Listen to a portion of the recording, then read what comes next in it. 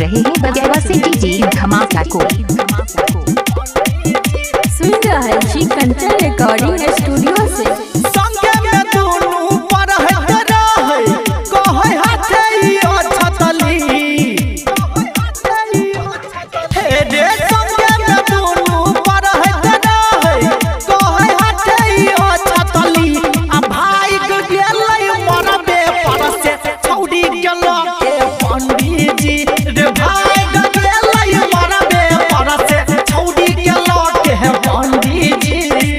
इलाका किसी का हो धमाका दिवाकर दीवाना भाई का ही होगा।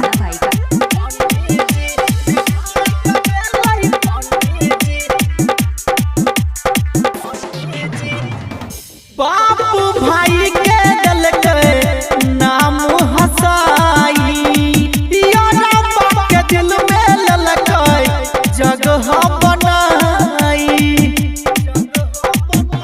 हे रे बापू भाई के दिल के नाम हसाई, यादव के दिल में ललकाई जगह बनाई।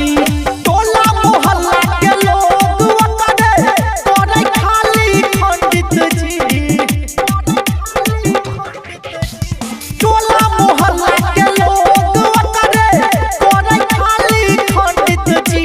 आ भाई के गेलै मरबे पर से छौड़ी के लोग है पंडित जी रे। भाई के गेलै मरबे पर से छौड़ी के लोग है पंडित जी।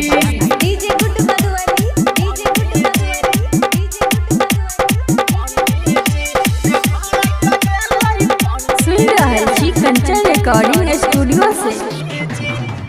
जनरेटर के तार राघव राज से कटाई, भाई के गेल दोनों तखने मौका के पाई।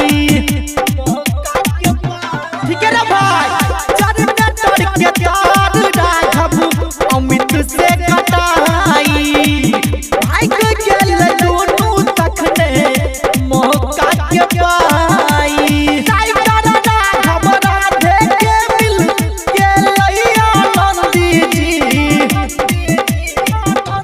हे रे कैसी सुनील कमिल हकेलै आनंदी जी।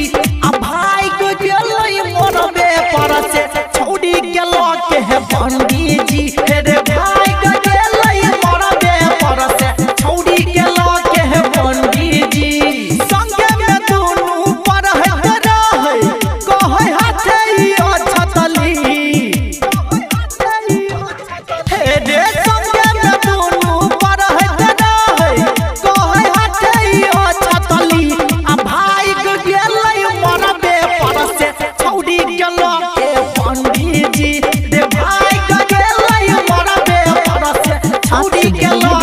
दीवाना भाई जिला मधुबनी 2